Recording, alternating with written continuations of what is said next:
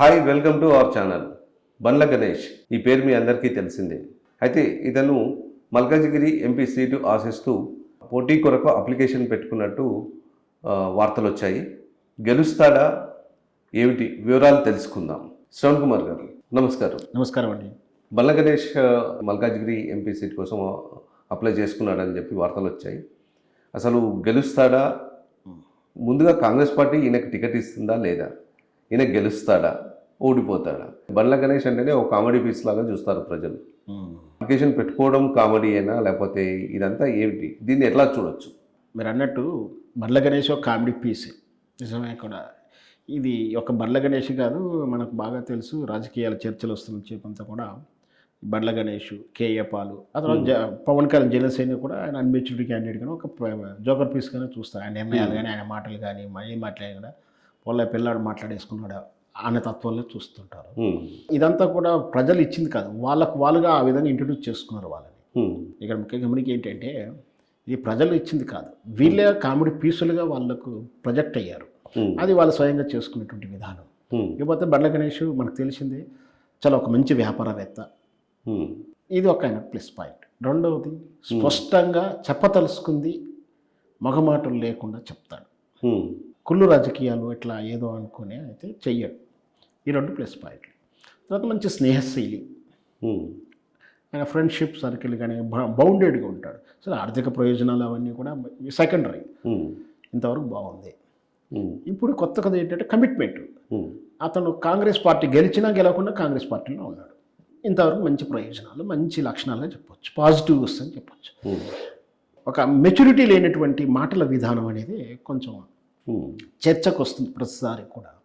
ఎందుకంటే పొగిడాడు కేసీఆర్ని, కేటీఆర్ గారిని. ఆ పీరియడ్లో వాళ్ళు పదవుల్లో ఉన్నప్పుడు బాగా పొగిడాడు. అంటే దాని వెనక మీనింగ్ ఏమైనా ఉందా? ఆర్థిక ప్రయోజనాలు ఉన్నాయి, ఎందుకంటే రియల్ ఎస్టేట్ వ్యాపారం చేస్తాడు కాబట్టి. చాలా గొప్పగా పొగిడాడు, సందర్భంగాను అసందర్భంగాను పొగిడాడు. అయిపోయి మళ్ళీ రాజకీయాలకు వస్తే మొత్తం కాంగ్రెస్కి ఒకళ్ళతో తీసుకుంటాడు. అది వాళ్ళ పార్టీ స్టాండ్, అది కూడా ఒక విధానమే. గతంలో కూడా టీవీ చర్చల్లో నాలుక కోసుకుంటా, మిడక కోసుకుంటా, ఏదో కోసుకుంటా అన్నాడు. అదొక అప్పటి నుంచి ఇంకా ఆయన కామెడీ పీస్ అయ్యాడు. సరే ఓకే, దాని పాటు ఏదో మన భావ వ్యక్తీకరణకు రకరకాల సామెతలు ప్రోవర్బ్స్ వాడినట్టుగానే అదేదో వాడి అయినట్టుగా చెప్పుకొచ్చాడు. నిజం కూడా అనంత మాత్రాన ఆయన అలా అనకుండా ఆయనే అన్నాడు కదా అని చెప్పి మన కోస్తానికి పోవడం అనేది కూడా భావ్యం కాదు కాబట్టి అందరూ లైట్ తీసుకున్నారు. అంతవరకు బాగుంది. ఇది ఈ మధ్యకాలంలో ఆయన స్వరాన్ని పెంచుతూ వచ్చాడు కాంగ్రెస్ ఒకళ్ళతో పాయింట్ ఆఫ్ వ్యూలో.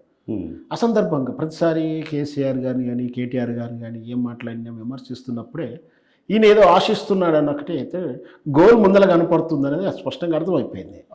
ఎందుకంటే ఎంత మర్నింగ్ చేసి ఎంత బర్నింగ్లో ఉంటే గుర్తించి పదవి ఇస్తారు కార్పొరేషను, లేకపోతే ఫిల్మ్ డెవలప్మెంట్ కార్పొరేషన్, ఇట్లాంటి ఏమైనా ఆశిస్తున్నాడేమో అని కనుక్కున్నాం. కానీ ఇక్కడ మల్కాజ్గిరి టికెట్ మీద కన్నేశాడని ఇప్పుడు స్పష్టంగా అర్థమైపోయింది. మనకు తెలుసు మల్కాజ్గిరి కాన్స్టిట్యూషన్ అనేది ఇది పెద్ద కాన్స్టిట్యూషన్, దానికి ఒక ప్రయారిటీ ఉంది, ఒక ఐడెంటిఫికేషన్ ఉంది. సో దానికి డిమాండ్ కూడా ఉంటుంది.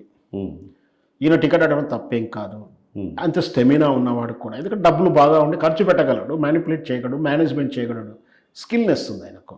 నేనేదో అవినీతిపరుడు అని చెప్పే ప్రయత్నం కాదు. ఆ పోల్ మేనేజ్మెంట్ చేసే ఆర్థిక ప్రయోజనాలు కానీ, ఆ వ్యూహాత్మకంగా ఎత్తుగడలు కానీ అని కూడా చేయగలడు. దిట్ట ఉంది, దాని దగ్గర సర్కిల్ కానీ, దాని దగ్గర నెట్వర్క్ కానీ నాకు ఉంది. గతంలో కాంగ్రెస్ టికెట్ ఆశించిన ఎమ్మెల్యే టికెట్ ఆశించాడు, రాలేదని కూడా ఉంది. అప్పుడేం బయట పడలేదు, ఇప్పుడు మాత్రం స్పష్టంగా బయటకు వచ్చాడు మల్కాజ్గిరి నుంచి. అయితే కాంగ్రెస్లో ఈ నిన్నటి నుంచి ఏంటంటే ఒక కొత్త సాంప్రదాయాన్ని తెరదీల్చారు. ఎవరు టికెట్ కావాలన్నా వాళ్ళు ఫస్ట్ అప్లికేషన్ ఇచ్చుకోవాలి. నేను XYZని, నేను పలానా ABC స్థానాన్ని టికెట్ ఆశిస్తున్నాను, నా పోర్ట్ఫోలియో ఏదని అప్లికేషన్ చేసుకుంటే ఆ నియోజకవర్గం వచ్చినప్పుడు ఆ అప్లికేషన్ ఆ నియోజకవర్గం కింద ఎంతమంది ఉన్నారో వాళ్ళకి ఇస్తామనేది ఒక సూత్రం చేసినప్పటికీ మళ్ళీ లిస్ట్ చేసిన వాళ్ళకే కాదు బయట వాళ్ళకి కూడా ఇస్తాను కూడా చెప్పేశారు. అంటే అప్లై చేయని వాళ్ళకి కూడా ఇస్తాము, అలా వాళ్ళ ఇష్టం అది. సో కానీ అసలు ఆ నియోజకవర్గంలో ఎంత డిమాండ్ ఉంది, ఎవరెవరు ఆస్పిరెంట్స్ ఉన్నారు, తర్వాత నన్ను ఎందుకు అడగలేదు అని వేరే వాళ్ళు అడగకుండా ఛాయిస్ ఇవ్వకుండా మీరు అడుక్కోండి, మీరు అడిగితే పరిశీలిస్తామన్న దూరంలో ఒక సూత్రాన్ని తీసుకొచ్చారు. అందులో భాగంగా వీళ్ళంతా కూడా రేపు రాబోయే ఎంపీ ఎలక్షన్లకు మల్కాజ్గిరికి ఇతను అప్లై చేయడం జరిగింది. మరి చాలా వరకు మరి అది కాంగ్రెస్ చాలాసార్లు గెలిచిన స్థానం, సర్వే సత్యనారాయణ లాంటి ఎంపీగా గెలిచినటువంటి స్థానాలు అవి. ఒక్కొక్కసారి తెలుగుదేశం గెలిచిన సందర్భం అది. ఉమ్, గతంలో బీఆర్ఎస్ గెలిచిన సందర్భం ఉంది అక్కడ. ఉమ్, లాస్ట్ టైం మాత్రం రేవంత్ రెడ్డి అనూహ్యంగా గెలిచాడు. అది అనూహ్యంగా ఆ గెలుపు కూడా ఏంటంటే అన్ని పార్టీలు ఒకమైపోయి సరే గెలిచిన తర్వాత గెలిపే అనాల్సింది ఏ విధంగా గెలిచినా కూడా. ఉమ్. ఇప్పుడు అది వెకట్ కాబోతుంది, వెకట్ అయింది మరి, ఇప్పుడు వెకట్ అయ్యింది. అవును. అయినా రాబోయేటువంటి సార్వత్రిక ఎన్నికలతో కలుపుకొని బై ఎలక్షన్ కూడా కలిసి ఉంటుంది. సో 6 నెలల కన్నా ఎక్కువ లేదు కాబట్టి పెద్దగా దానితో కలిపి చేస్తున్నారు. బహుశా మరి ఆ స్థానాన్ని రేవంత్ రెడ్డికి క్లోజ్గా ఉంటూ ఆయన ఆర్థికంగా సహాయం చేశాడని కూడా చర్చల్లో ఒక భాగం ఉంది ఇది ఈయన పేరు మీద. సో అందుచేత ఇది ఇస్తాడనో, ఎందుకంటే ఆర్థికంగా ఖర్చు పెట్టగలడు కాబట్టి. ఉమ్, మరి ఎవరెవరు ఆశిస్తున్నారు, ఆ మల్కాజ్గిరి మీద రకరకాల పేర్లు కూడా వచ్చాయి గతంలో. ఉమ్, వాళ్ళకి ఇస్తారా, ఎవరికి ఇస్తారా, అసలు కాంగ్రెస్ పార్టీలో ఈయన కన్సల్ట్ చేస్తుందా?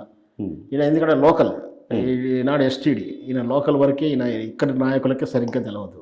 ఉమ్, అవును. సినిమా నటుడిగా తెలుసు కానీ కాంగ్రెస్ అధిష్టానికి, కాంగ్రెస్కి ఈయన పెద్దగా అంతగా ఇంటరాక్టివ్ అయినటువంటి సందర్భం అయితే లేదు. మరి వాళ్ళు అసలు కన్సల్ట్ చేస్తారా, టికెట్ ఇస్తారా, ఇస్తే గెలుస్తారా, గెలవాలా, ఇవన్నీ కూడా మరి రేపు ప్రకటించిన తర్వాతే కానీ మనం ఏం చెప్పలేమండి. ధన్యవాదాలు శ్రవణ్ కుమార్ గారు. థ్యాంక్ యూ అండి.